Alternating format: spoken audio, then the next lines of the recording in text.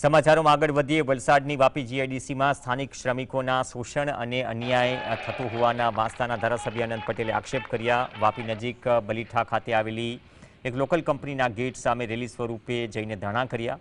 આનંદ પટેલે labour commission સમક્ષ રજૂઆત કરી, જેમાં તેમણે સ્થાનિક કામદારોની વેદનાઓને વાચા આપીને તાત્કાલિક અને યોગ્ય કાર્યવાહી કરવાની માંગ કરી। અન્યથા તેઓ ઉગ્ર આંદોલન કરવાની ચીમકી આપી ચૂક્યા છે।